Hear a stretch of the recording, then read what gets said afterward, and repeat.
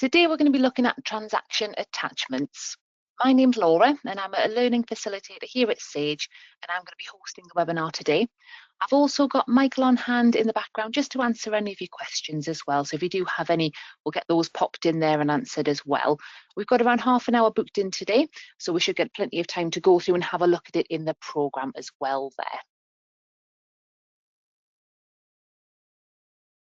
So before we get started, just some housekeeping rules. So your mic will be muted automatically, but you'll see there's a little question icon on the toolbar where you can submit any questions that you may have for Michael. So make sure you pop them in there just to keep him busy.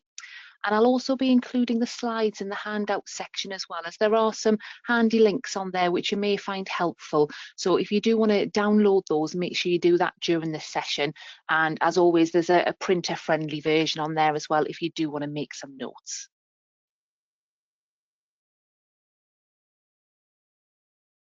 So today I'll be giving you an introduction into using transaction attachments in version 32 of your Sage 50 accounts software.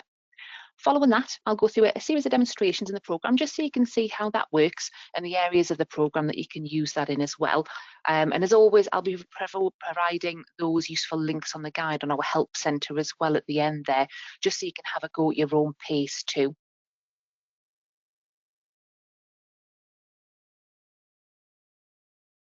So if you're emailed a document or if you incur an expense and you take a photo of it on your phone, say, along with entering that transaction into Sage, you can also attach a copy of the receipt or the invoice as a transaction attachment. So it just means that on the transaction, you can easily open it up and view it if you need to, or if you need any further information from it.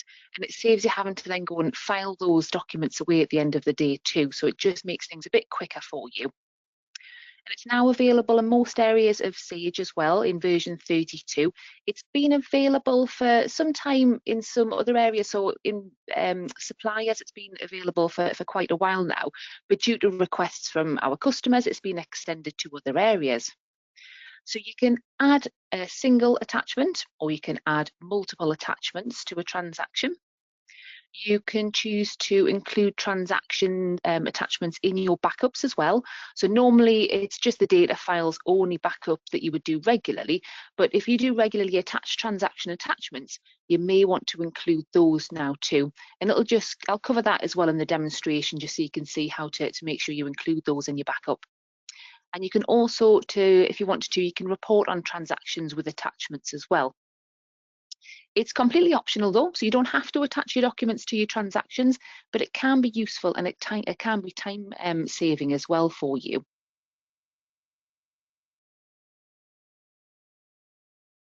So there are a range of file types that are supported as attachments within Sage 50 accounts. So things like PDFs, PNG files. If you have an email from a customer with an attachment on there, it's usually in a PDF format, meaning that you can save it and attach it within Sage.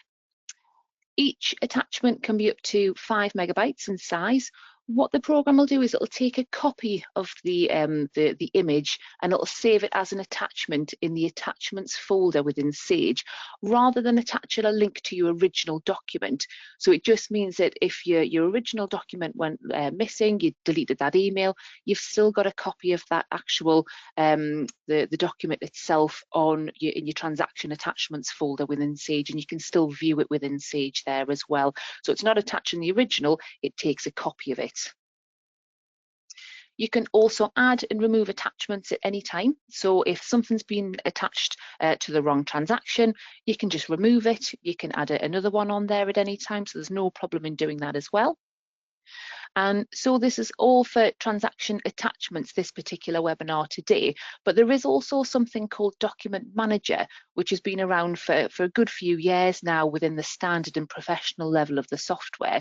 So if you go into the memo tab within either a customer or a supplier record, for example, you can attach documents in there, but that's more for record level. So like your customer or your supplier level, not transactional level, which is what we're going to be looking at today. But I've still included a link there to the Document Manager. So if you did want a bit more information on that, that's just on the link there as well. But we're going to be concentrating on transaction attachments today.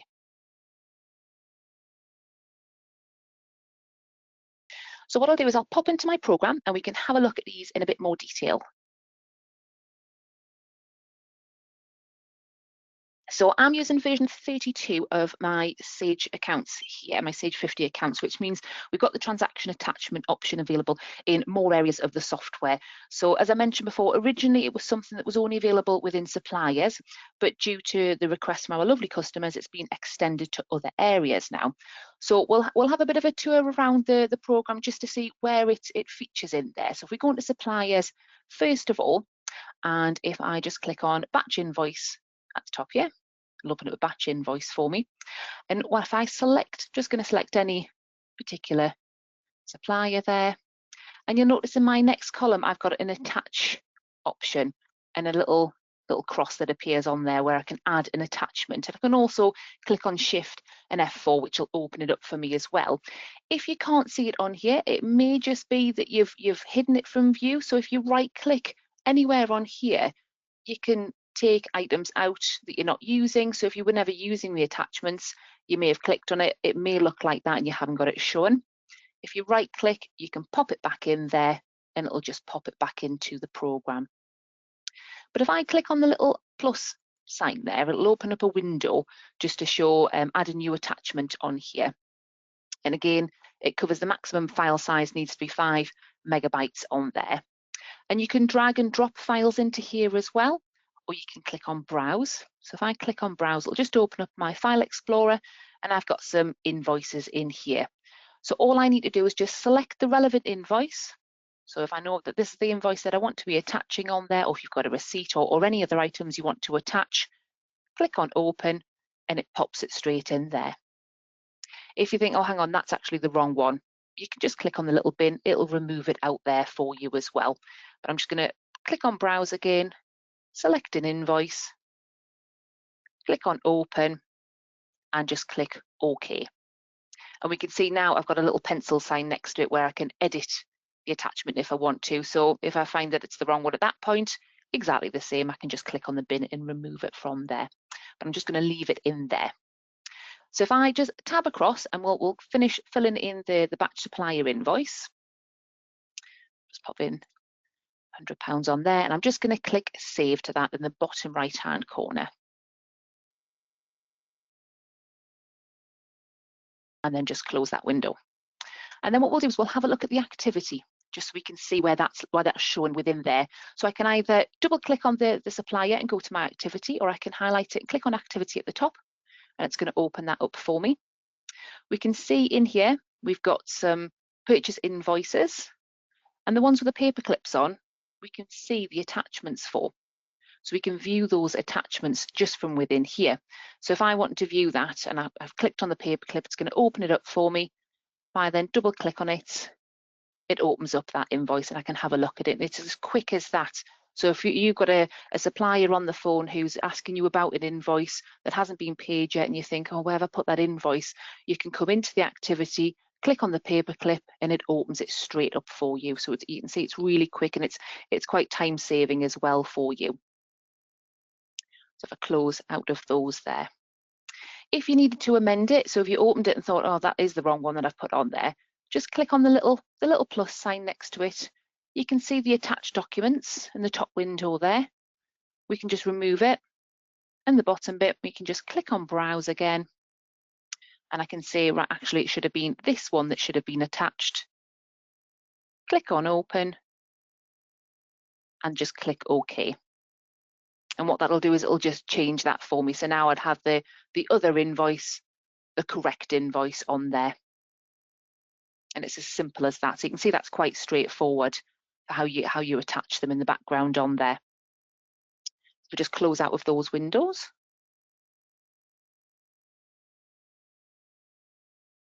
So where are they stored? So within the program itself, so they are stored where the data is held within the program there. So you do have an attachments folder, a transaction attachments folder. So if you're just using one computer for Sage, it'll be held on your hard drive on there. If your data is on a server, that's where your attachments are going to be. So you can either manually browse to the folder, or if you click on Help at the very top in your Sage, and if we click on About, there's something called our data directory. So just underneath program details, we've got data directory. If I click on that, it's going to open up the files that are held within my company folder. And if I scroll down on here, you'll see we've got a transaction attachment folder. If I double click on that, see my transactions from within here. So you would need to know your transaction number, but if you know your transaction number, you can come in here. You can also have a look. You've got the date modified and the time on there from when they were attached on there as well. But then you can come into here and say, right, it's this one I want to have a look at. Double click on it and open it from there. So there is a way of going into them that way. And like I say, if you have accidentally deleted the original version, because this is a copy of it, you've always got this copy within Sage as well.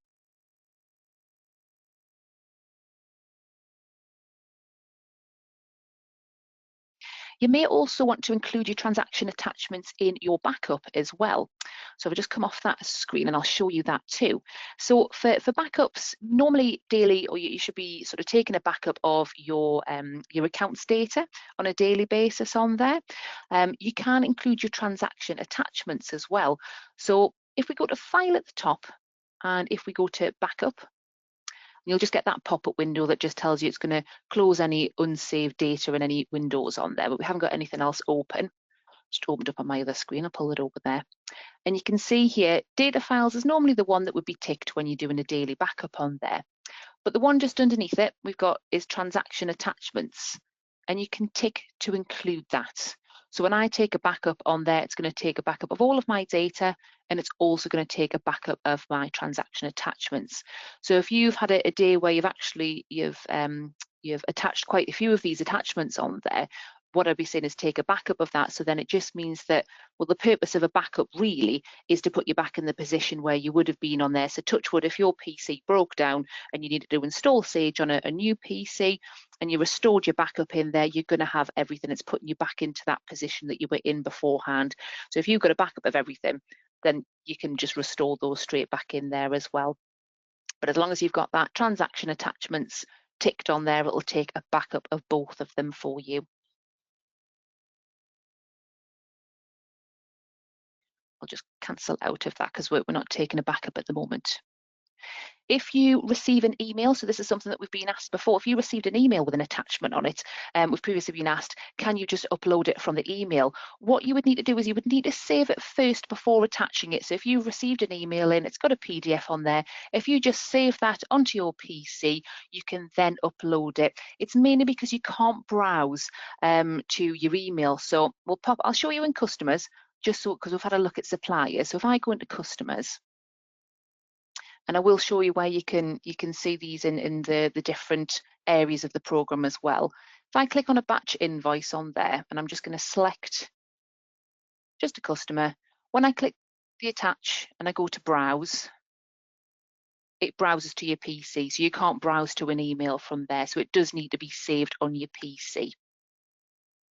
So we'll just have it, because I did mention before we were going to go through a tour there of where you can actually attach these transaction attachments. So within customers, you can do that now from version 32. So if you're on an earlier version, you might not be able to see, or you won't be able to see the transaction attachments option, but you'll have it in your batch invoice.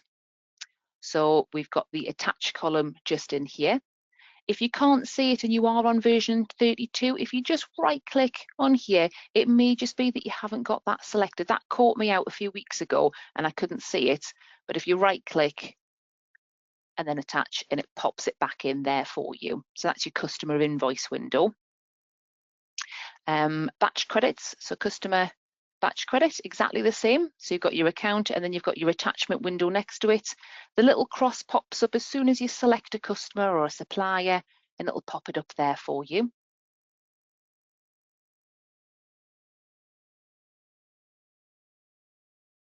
It's also within supplier, so we've had a look at that one and applied one, so we know that it was in the batch invoice. It's also available in the batch credit window as well, so we've got the attachments in there too. So that's been available for quite a while within suppliers. If we go to bank accounts and for bank payment, so click on that, we've got the attachment option in there. So if you've got a receipt that you've had come in for a bank payment, some money out of the bank for that, you can attach that just within there. just exactly the same process as well. And also bank receipts as well. So if you have money going into the bank and you want to attach some sort of proof of that as well, or what it was for, you can attach it. Just looks exactly the same. You just browse to wherever you've saved that on your PC, if you've taken a photo of it maybe, or you've got a scanned copy of something.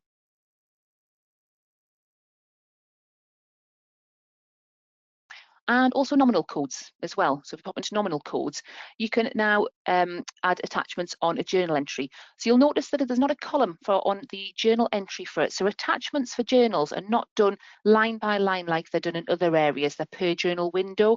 So if you're moving money between two nominal codes on there, you'd be clicking on add attachment at the top, and you would add the attachment for the particular journal on there. So if you've got a journal where you've got multiple lines, but it's only referring to one movement between two nominal codes, I'd suggest putting just the 2 lines in, add your attachment, and then you can continue with the other journals once you've saved that.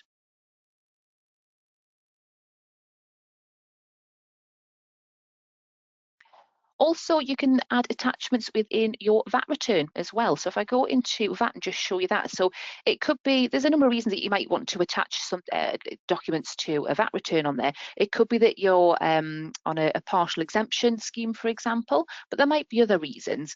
But if I just click on VAT return, as if I'm going to run my VAT return, so I'm just going to click on calculate first of all.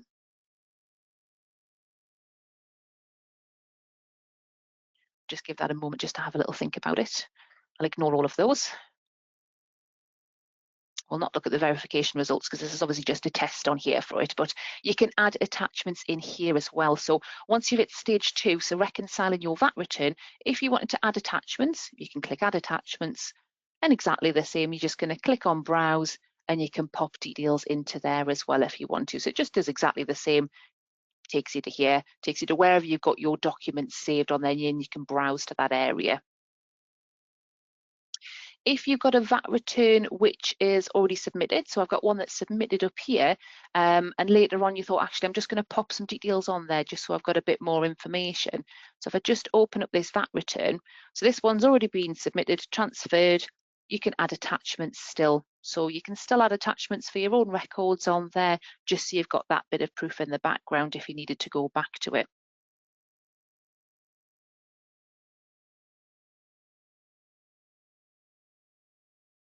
So you can see there's quite a few different areas on there that you can actually attach those attachments to the program. So I have also included a link as well to an article which covers the step-by-step running reports for transactions as well. So we'll have a look at that too. So if we go into, we'll go into suppliers on here.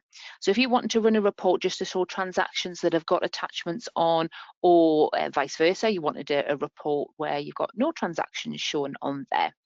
If we click on reports, just at the top right-hand corner, it's going to open up my reports window for me. So I've already got mine saved in there. But if I go to Daybooks, and it's my Daybook supplier transaction summary. So I've just starred mine just so it went into my favorites there. But if I go to preview it, we'll see here at the bottom, you've got a lot of criteria windows that you can fill in just to narrow down what you want to see on the actual report itself. But at the bottom, we've got an attachment filter as well. So if I drop down here, we can show transactions that have attachments on there, and we can also filter it so we've got transactions without attachments. So if there was you needed to run a report on that, you can run that just to show which have got the attachments on there as well, which can be quite helpful too.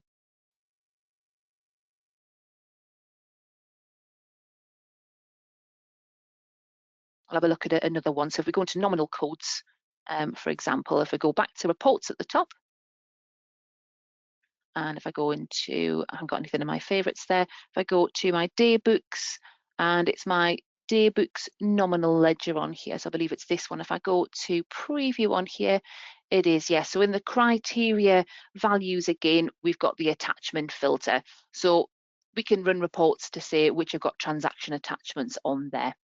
So if that's something that you needed to run a report on, that's also available as well there.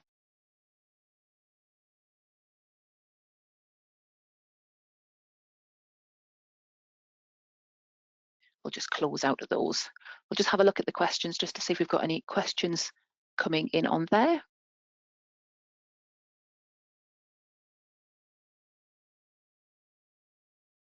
I think Michael's actually on top of them there as well, so that's fine. So we'll pop back onto the slides.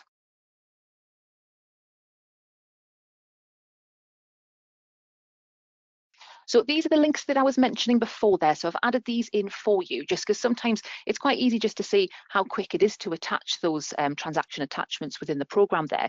But I've added the guides in, so it covers your customer invoices and credits, your supplier invoices and credits, your bank payments and receipts. So these are all the areas that we had a look at in the program where you can actually attach these transaction attachments, and also for the journals and the VAT return as well on there. So you could add them into both those areas as well.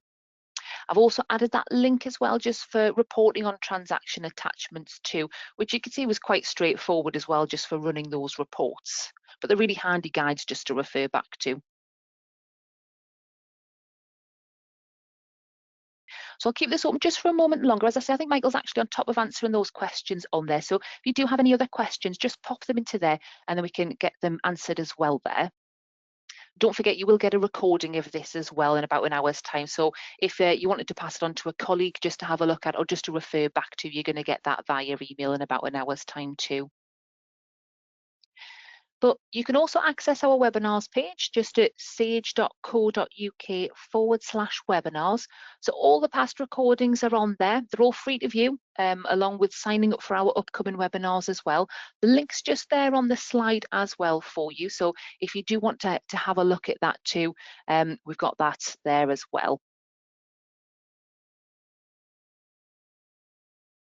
And just while we're finishing answering those last few questions, just to remind you about our one-to-one bespoke training sessions. So these are block hour sessions which are covered over Teams with one of our trainers who can provide training and answer your questions around how you want to use your software.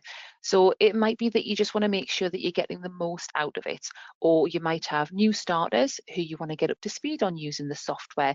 But if it does sound like there's something that's going to be useful to yourself, if you pop an email just along to that email address shown on the slide there, and then we can get back in touch with you just to discuss that a bit further. So it's just that email address, lsenablement1@365sage.net.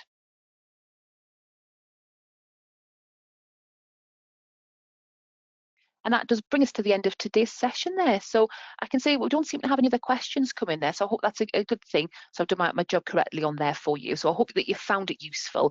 And hopefully that's going to save you some time too, so you can see how easy it was just to attach them in there. But as always, you'll get a survey when leaving today's session. So I'd love it if you could leave us any feedback or any comments around what else you would like to see on a webinar perhaps, or if there's anything you'd like to see done differently. But for now, thank you for attending, and I hope you have a lovely rest of your day.